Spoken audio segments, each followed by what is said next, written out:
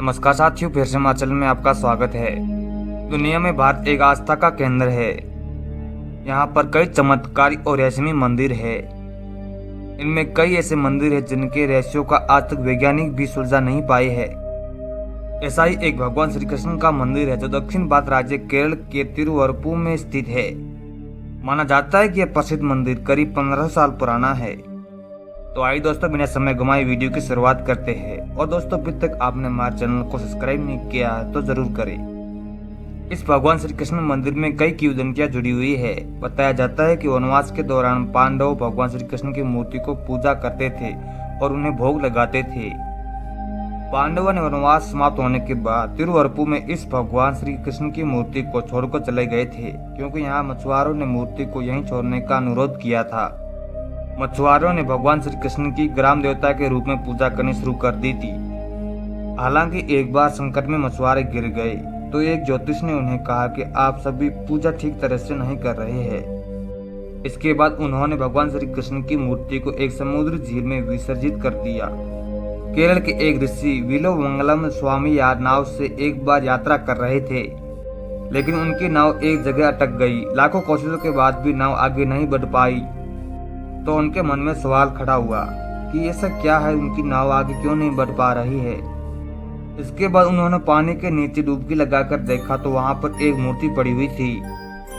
ऋषि विलोमंगलम स्वामी ने मूर्ति को पानी से निकाली और अपनी नाव में रख ली। इसके बाद वे वृक्ष के नीचे आराम करने के लिए रुके और मूर्ति को वहीं रख दी।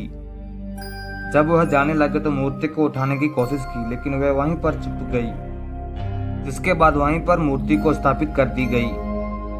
इस मूर्ति में भगवान कृष्ण का भाव उस समय का है जब उन्होंने कंस को मारा था। तब उन्हें बहुत भूख लगी थी। इस मान्यता की वजह से उन्हें हमेशा भोग लगाया जाता है। आखिर दिन में 10 बार भोग लगाया जाता है। क्यों, कारण क्या है?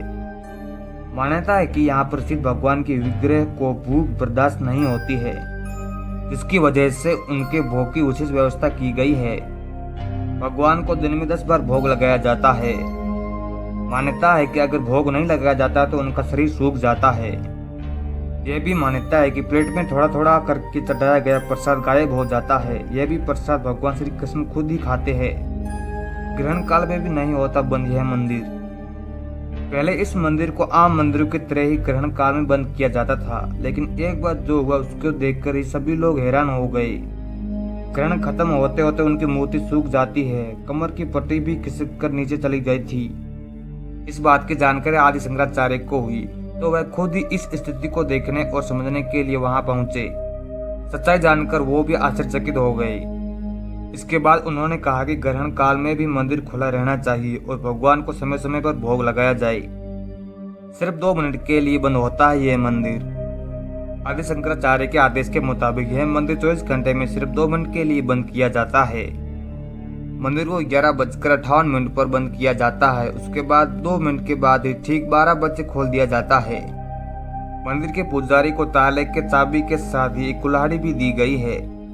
पुजारी से कहा गया है कि अगर ताला खोलने में समय लगे तो वह कुल्हाड़ी से ताला तोड़ दे, लेकिन भगवान को भोग लगाने में देरी ना हो।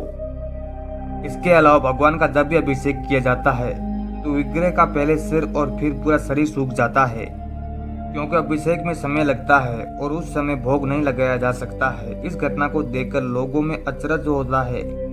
दोस्तों, उम्मीद करता हूँ ये जानकारी आपको अच्छी लगी होगी। अगर अच्छी लगी है तो लाइक और कमेंट जरूर करें। और दोस्तों, ऐसे ही इंटरेस्टिंग वीडियो देखने के लिए हमारे चैनल को सब्सक्राइब करना ना भूलें। जय हिंद, जय भारत।